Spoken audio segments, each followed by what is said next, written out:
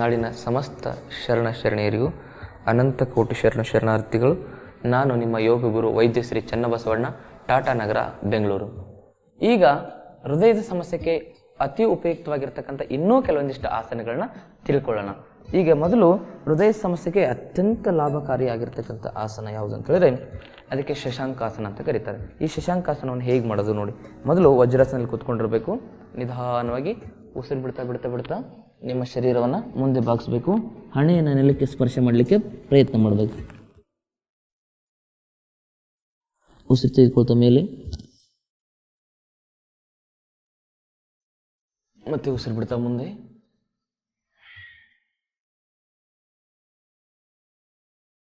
ಉಸಿರು ತೆಗೆದುಕೊಳ್ತಾ ಮೇಲೆ.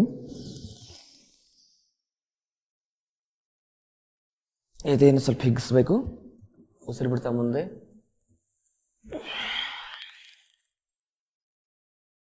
ಉಸಿರು ತೆಗೆದುಕೊಳ್ತಾ ಮೇಲೆ.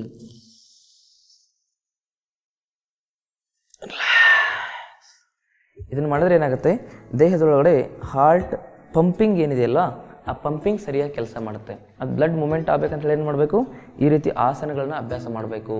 ಇದಾದ್ಮೇಲೆ ಏನು ಮಾಡ್ಕೋಬೇಕು, ನೇರವಾಗಿ ಕುತ್ಕೊಂಡಿರಬೇಕು. ಯೋಗ ಮುದ್ರಾಸನ. ಎರಡು ಕೈಗಳನ್ನ ಹಿಂದೆ ತೆಗೆದುಕೊಂಡ್ಬರ್ಬೇಕು.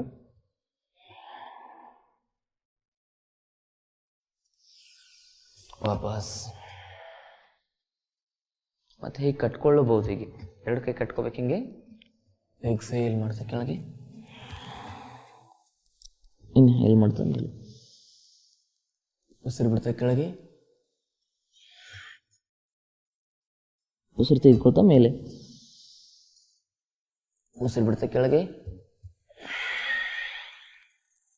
ಉಸಿರು ತೆಗೆದುಕೊಳ್ತಾ ಮೇಲೆ. ಹೀಗೆ ಮಾಡಿದ್ರೆ ಏನಾಗುತ್ತೆ, ರಕ್ತ ಸಂಚಾರ ಸರಿಯಾಗಿ ಆಗ್ತಾ ಹೋಗುತ್ತೆ. ಇದೆಲ್ಲ ಆದ್ಮೇಲೆ ಏನು ಮಾಡಬೇಕು, ಕುತ್ಕೊಂಡು ಜೋರಾಗಿ ಚಪ್ಪಾಳೆ ಹೊಡಿಬೇಕು. ಹಿಂಗೆ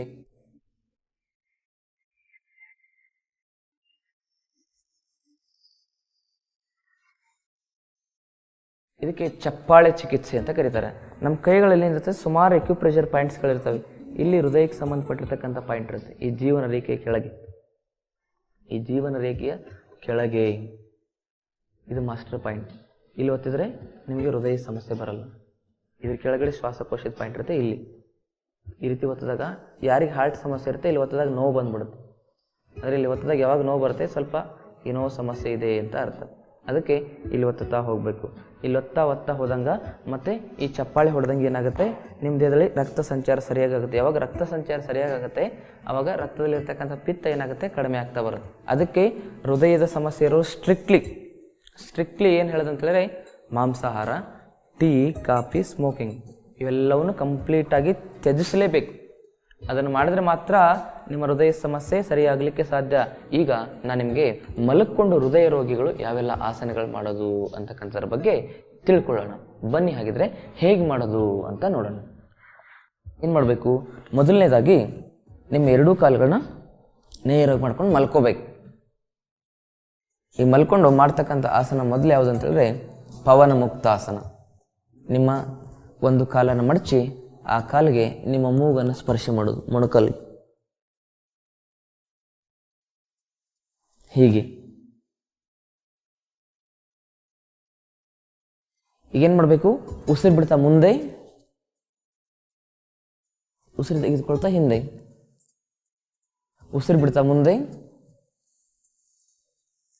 ಉಸಿರು ತೆಗೆದುಕೊಳ್ತಾ ಹಿಂದೆ. ಉಸಿರು ಬಿಡ್ತಾ ಮುಂದೆ, ಉಸಿರು ತೆಗೆದುಕೊಳ್ತಾ ಹಿಂದೆ.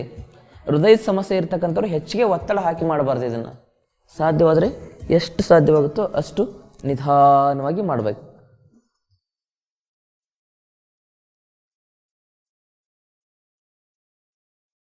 ಹೀಗೆ ಒಂದು 20 ಬಾರಿ ಆದಮೇಲೆ ಒಂದು ಸ್ವಲ್ಪ ವಿಶ್ರಾಂತಿಯನ್ನು ಮಾಡಬೇಕು. 20 ಬಾರಿ ಆದಮೇಲೆ ದೀರ್ಘ ಉಸಿರಾಡಿ.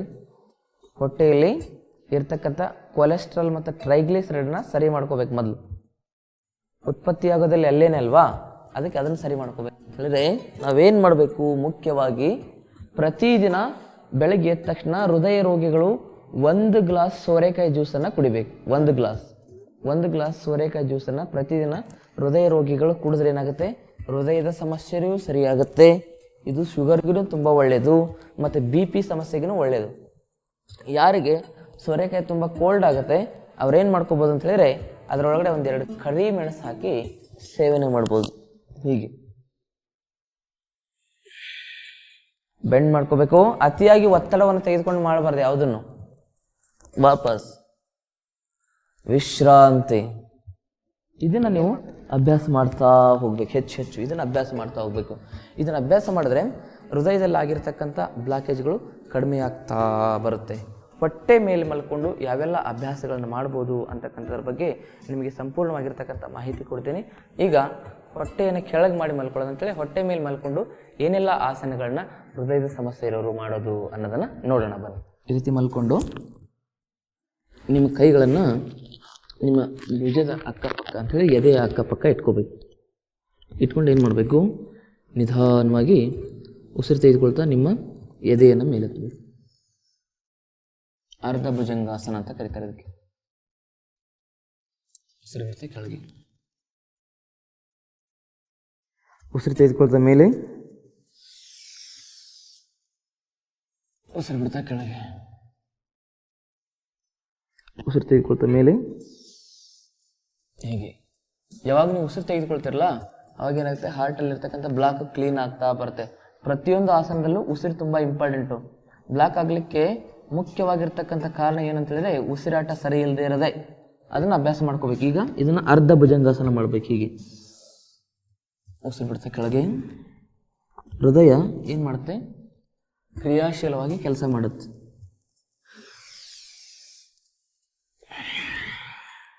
ಇದಾದ್ಮೇಲೆ ಏನು ಮಾಡಬೇಕು, ಎರಡು ಕೈಗಳನ್ನು ಎದೆ ಅಕ್ಕಪಕ್ಕ ಇಟ್ಕೋಬೇಕು. ನಿಧಾನ ಉಸಿರು ತೆಗೆದುಕೊಳ್ತಾ ಮೇಲೆ, ಉಸಿರು ಬಿಡ್ತಾ ಕೆಳಗೆ. ನಿಧಾನ ಉಸಿರು ತೆಗೆದುಕೊಳ್ತಾ ಮೇಲೆ, ಉಸಿರು ಬಿಡ್ತಾ ಕೆಳಗೆ. ಪೂರ್ಣ ಭುಜಂಗಾಸನ. ಉಸಿರು ತೆಗೆದುಕೊಳ್ತಾ ಮೇಲೆ, ಉಸಿರು ಬಿಡ್ತಾ ಕೆಳಗೆ. ನಿಧಾನ ಮಾಡ್ಬೇಕು. ಇದನ್ನು ಹೃದಯ ಸಮಸ್ಯೆ ಇರ್ತಕ್ಕಂಥವ್ರು ಇದನ್ನೊಂದು 25 ಬಾರಿ ಮಾಡಬೇಕು. ಅರ್ಧ ಭುಜಂಗಾಸನ ಇದೆಯಲ್ವಾ ಅಲ್ವಾ, ಇದನ್ನೊಂದು 25 ಬಾರಿ ಮಾಡಬೇಕು. ಇದಾದ್ಮೇಲೆ ಏನು ಮಾಡಬೇಕು ಅಂತ ಹೇಳಿದ್ರೆ ರಿಲ್ಯಾಕ್ಸ್ ಆಗಬೇಕು. ರಿಲ್ಯಾಕ್ಸ್ ಆಗಿ ನಿಧಾನವಾಗಿ ಕಾಲಗಲ ಮಾಡ್ಕೋಬೇಕು. ದೀರ್ಘ ಉಸಿರಾಡಬೇಕು. ಇದಾದ್ಮೇಲೆ ಶಲಭಾಸನ ಒಂದೊಂದೇ ಕಡೆಯಿಂದ ಮಾಡಬೇಕು. ಏಕಪಾದ ಶಲಭಾಸನ. ವಾಪಸ್ ಈ ಕಡೆಗೆ, ವಾಪಸ್ ಮತ್ತೆ ಈ ಕಡೆಗೆ. ಎಷ್ಟು ಸಾಧ್ಯವೋ ಅಷ್ಟು ನಿಧಾನ ಮಾಡಬೇಕು. ಹೆಚ್ಚಿಗೆ ಸಮಸ್ಯೆ ಇದ್ದರೆ ಜಾಸ್ತಿ ಸಮಸ್ಯೆ ಇಲ್ಲಾಂದರೆ ಎಷ್ಟು ಜೋರು ಬೇಕಾದ್ರೂ ಮಾಡ್ಕೋಬೋದು. ಮತ್ತು ಹೃದಯದ ಸಮಸ್ಯೆ ಬಾರದೇ ಇರೋದಕ್ಕೆ ತುಂಬ ಇಂಪಾರ್ಟೆಂಟ್ ಇವೆಲ್ಲ.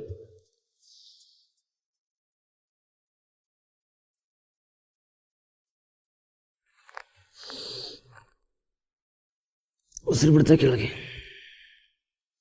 ಈಗ ಒಂದೊಂದು ಕಡೆಯಿಂದ ಎಷ್ಟು ಸರಿ ಮಾಡಬೇಕಂದ್ರೆ 25 ಬಾರಿ ಮಾಡಬೇಕು. ಎರಡು ಕಡೆಯಿಂದ 25 ಬಾರಿ ಮಾಡಬೇಕು. ಹೇಗೆ, ಉಸಿರು ತೆಗೆದುಕೊಳ್ತಾ ಮೇಲೆ, ಉಸಿರು ಬಿಡ್ತಾ ಕೆಳಗೆ,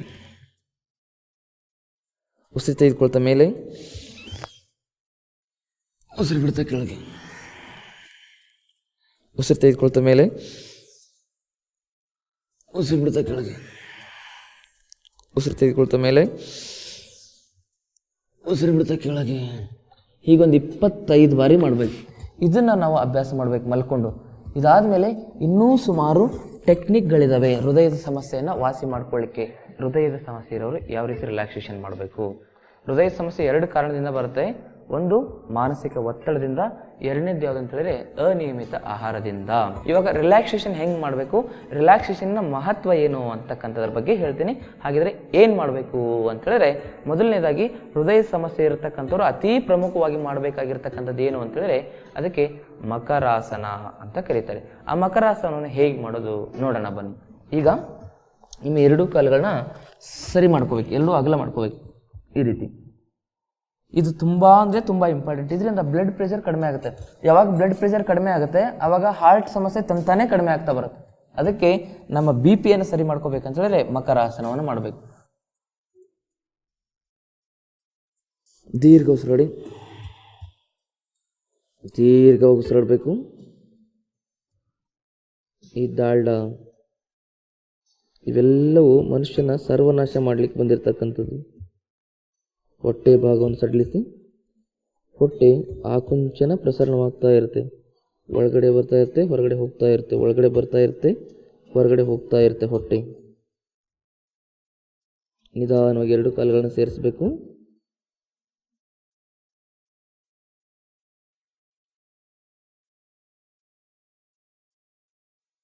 ನಿಧಾನ ಬಲಗಡೆ ತಿರುಗಬೇಕು.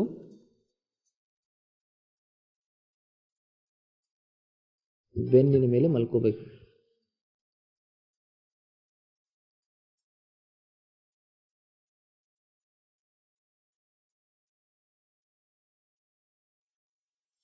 ನೇರವಾಗಿರ್ಬೇಕು ಶರೀರ. ಈಗ ಇದಕ್ಕೆ ಸ್ಯಾಂಡ್ ಬ್ಯಾಗ್ ಬ್ರೀದಿಂಗ್ ಅಂತ ಕರೀತಾರೆ. ಯಾರಿಗೆ ಹೃದಯ ಸಮಸ್ಯೆ ಇರುತ್ತೆ ಅತೀ ಲಾಭವನ್ನು ನೀಡತಕ್ಕಂಥ ಒಂದು ಉಸಿರಾಟ ಇದು ಸ್ಯಾಂಡ್ ಬ್ಯಾಗ್ ಬ್ರೀದಿಂಗ್. ಹೀಗಿಟ್ಕೋಬೇಕು. ಈಗೇನು ಮಾಡಬೇಕು, ಹೃದಯ ಸಮಸ್ಯೆ ಇರೋರು ಉಸಿರು ತೆಗೆದುಕೊಳ್ತಾ ಕೈಯನ್ನು ನಿಧಾನವಾಗಿ ಮುಷ್ಟಿ ಮಾಡಬೇಕು. ಉಸಿರು ಬಿಡ್ತಾ ಕೈಯನ್ನು ನಿಧಾನ ಬಿಡಬೇಕು. ಉಸಿರು ತೆಗೆದುಕೊಳ್ತಾ ನಿಧಾನ ಕೈಯನ್ನು ಮುಷ್ಟಿ ಮಾಡಬೇಕು. ಉಸಿರು ಬಿಡ್ತಾ ಕೈಯನ್ನು ನಿಧಾನ ಬಿಡಬೇಕು. ಆ ಒಂದು ಬೀಜ ಮಂತ್ರವನ್ನು ಹೇಳಬೇಕು. ಹೃದಯಕ್ಕೆ ಸಂಬಂಧಪಟ್ಟಿರ್ತಕ್ಕಂಥ ಒಂದು ಬೀಜ ಮಂತ್ರ ಯಾವುದು ಅಂತ ಹೇಳಿದ್ರೆ ಹಂ ಹಂ. ಇದಕ್ಕೆ ಅನಾಹತ ಚಕ್ರ ಅಂತ ಕರೀತಾರೆ. ಆ ಅನಾಹತ ಚಕ್ರ ನಮ್ಮಲ್ಲಿ ಆಕ್ಟಿವ್ ಆಗಿ ಕೆಲಸ ಮಾಡ್ಬೇಕಂತ ಹೇಳಿದ್ರೆ ಯಾವ ಬೀಜ ಮಂತ್ರ ಹೇಳಬೇಕು? ಹಂ ಹಂ ಹಂ ಹಂ ಅಂತ ಮನಸ್ಸಲ್ಲಿ ಹೇಳಬೇಕು, ಬಾಯಿ ಬಿಚ್ಚಿ ಹೇಳೋದಲ್ಲ. ಉಸಿರು ತೆಗೆದುಕೊಳ್ತಾ ಏನು ಮಾಡಬೇಕು? ಹಮ್ ಅಂತ ಹೇಳಬೇಕು. ಉಸಿರು ಬಿಡ್ತಾ ಹಮ್ ಅಂತ ಹೇಳಬೇಕು. ಮನಸ್ಸಲ್ಲಿ ಉಸಿರು ತೆಗೆದುಕೊಳ್ತಾ ಕೈಯನ್ನು ಮಡಚಬೇಕು. ಉಸಿರು ಬಿಡ್ತಾ ಕೈಯನ್ನು ಸಡಿಲ ಮಾಡ್ಕೋಬೇಕು. ಕೈ ಮತ್ತು ಕಾಲು ಬೆರಳುಗಳು ಎರಡೂ ಒಂದೇ ರೀತಿ ಮೂಮೆಂಟ್ ಆಗಬೇಕು. ಉಸಿರು ತೆಗೆದುಕೊಳ್ತಾ ಕಾಲು ಬೆರಳುಗಳು ಕೈ ಬೆರಳುಗಳು ಮಡಚ್ಕೋಬೇಕು. ಉಸಿರು ಬಿಡ್ತಾ ರಿಲ್ಯಾಕ್ಸ್ ಮಾಡಬೇಕು. ಮನಸ್ಸಲ್ಲಿ ಹಮ್ ಅಂತ ಹೇಳಬೇಕು.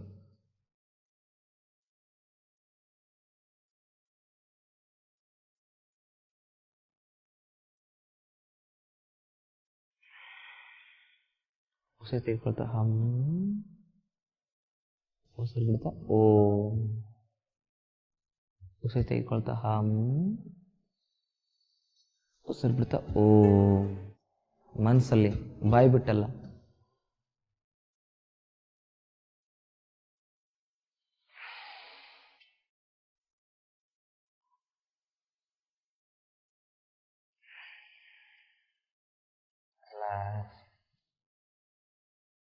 ಹಾಗೆ ಒಂದು 20 ಬಾರಿ ಮಾಡಬೇಕು. 20 ಬಾರಿ ಮಾಡಿದ್ಮೇಲೆ ರಿಲ್ಯಾಕ್ಸ್ ಮಾಡಬೇಕು. ಮತ್ತೊಂದು 20 ಬಾರಿ ಮಾಡಬೇಕು, ಮತ್ತೆ ರಿಲ್ಯಾಕ್ಸ್ ಮಾಡಬೇಕು. ಮತ್ತೊಂದು 20 ಬಾರಿ ಮಾಡಬೇಕು, ಮತ್ತೆ ರಿಲ್ಯಾಕ್ಸ್ ಮಾಡಬೇಕು. ಈ ರೀತಿ 3 ರೌಂಡ್ ಮಾಡಬೇಕು. ಅಂತ ಹೇಳಿದ್ರೆ 60 ಟೈಮ್ ಮಾಡಬೇಕು.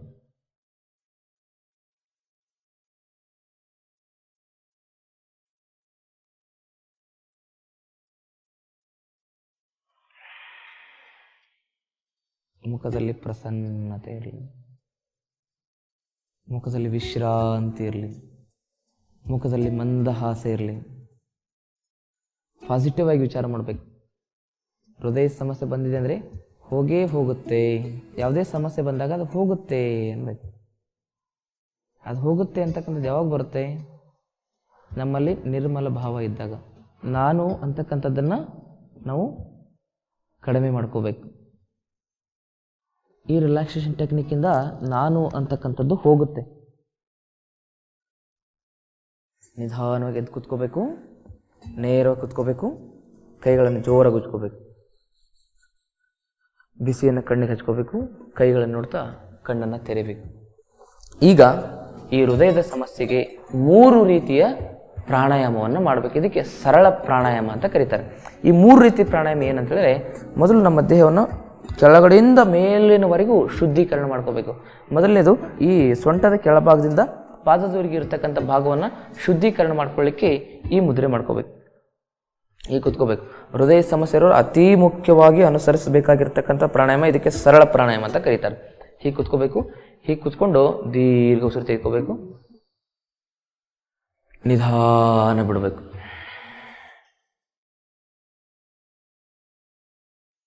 ದೀರ್ಘ ಉಸಿರು ತೆಗೆದುಕೋಬೇಕು. ಸ್ಟೆಪ್ ಬೈ ಸ್ಟೆಪ್ ಪ್ರಾಣ ಸಂಚಾರ ಮಾಡಬೇಕು ದೇಹದ ಒಳಗಡೆ. ನಿಧಾನ ಬಿಡಬೇಕು.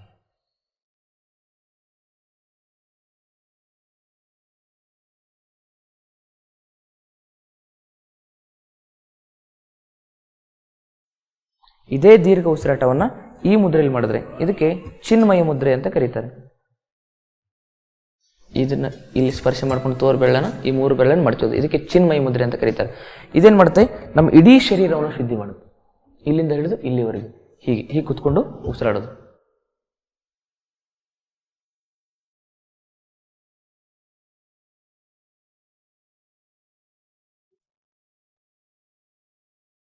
ಇದರಿಂದ ಶರೀರ ಶುದ್ಧೀಕರಣ ಆಗುತ್ತೆ.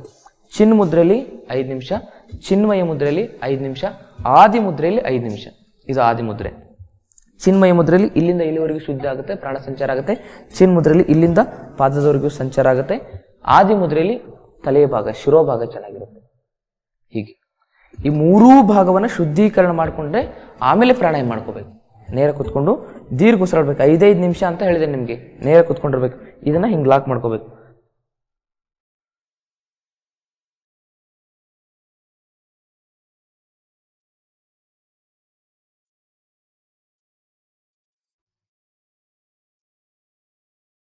ಇದನ್ನು 5 ನಿಮಿಷ ಮಾಡಬೇಕು. ನಿಧಾನ ಉಸಿರು ತೆಗೆದುಕೊಳ್ಬೇಕು, ನಿಧಾನ ಬಿಡಬೇಕು, ನಿಧಾನ ತೆಗೆದುಕೋಬೇಕು, ನಿಧಾನ ಬಿಡಬೇಕು. ಎಷ್ಟು ನಿಧಾನ ಅಂತ ಹೇಳಿದ್ರೆ ಹಿಂಗೆ.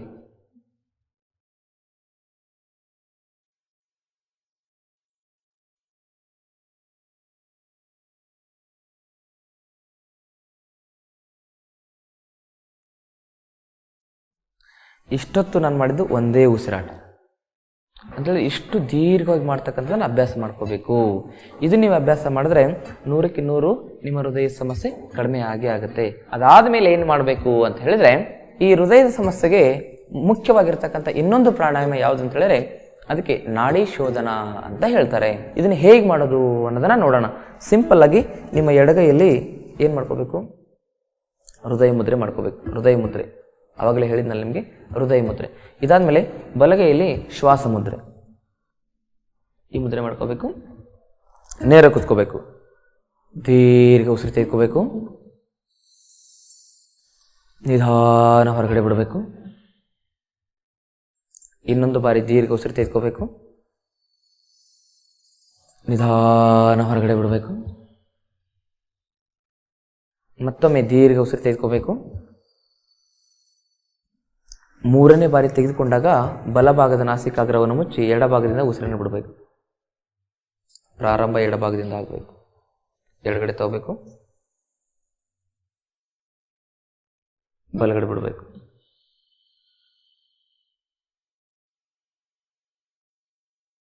ಬಲಗಡೆ ತೆಗೆದುಕೋಬೇಕು.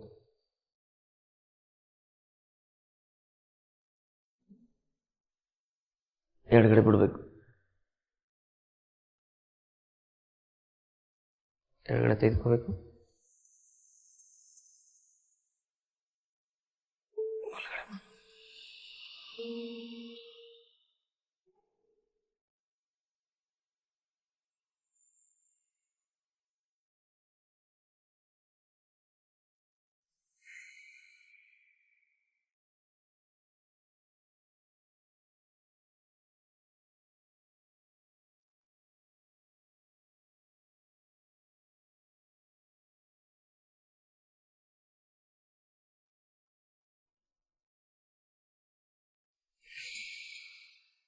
ಎಡಗಡೆ ಶುರು ಮಾಡಿದ್ಮೇಲೆ ಎಡಗಡೆ ಬಿಡ್ತಾನೆ ಕೊನೆ ಮಾಡಬೇಕು.